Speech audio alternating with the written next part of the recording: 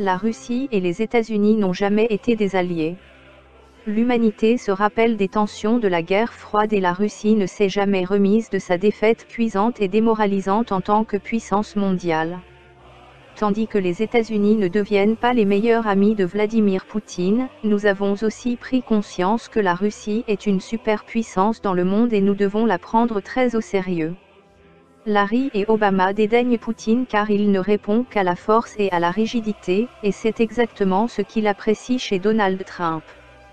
Obama et Hillary continuent d'insulter Poutine, une manière à eux de projeter de la force et ne cessent de blâmer Poutine pour toutes les cyberattaques et pour Wikileaks. Le vendredi 21 octobre, Poutine a émis une mise en garde internationale que si Hillary Clinton et Barack Obama persistaient à vouloir calomnier la Russie, il abattrait des avions de combat américains au Moyen-Orient et préparerait sa nation à la Troisième Guerre mondiale. Mais désormais, le dimanche 23 octobre, Poutine a donné l'ordre au ministère de la Défense russe de s'entraîner à gérer les autorités locales, les forces de l'ordre et la sécurité du fait qu'une guerre nucléaire avec les États-Unis approche.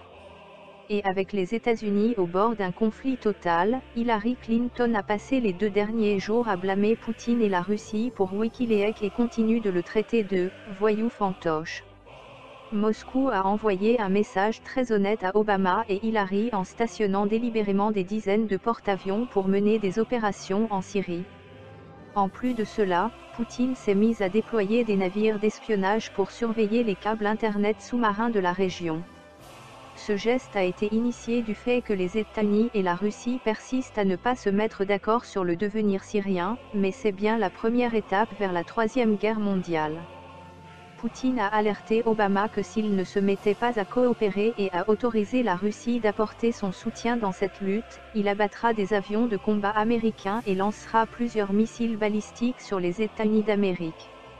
Ce n'est pas une question de savoir si la Russie peut battre les États-Unis car personne ne peut gagner une guerre nucléaire.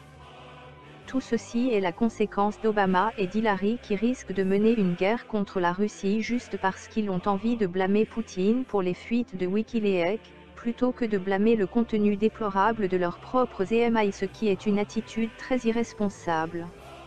Il faut aussi souligner le fait qu'Hillary Clinton a vendu 20% de notre uranium à la Russie il y a quelques années en échange de 145 millions de dollars donnés à la fondation Clinton. Donc si la Russie ne possédait pas suffisamment d'uranium pour booster leur arsenal nucléaire, ils en ont désormais la capacité, grand merci à Hillary Clinton. Le fait est que la Russie ne peut pas battre les États-Unis, mais elle pourrait développer de meilleures relations avec eux. Donald Trump a ouvertement déclaré qu'il collaborera avec la Russie afin d'éradiquer la menace de l'État islamique au Moyen-Orient. D'après Hillary et les démocrates, c'est une très mauvaise idée.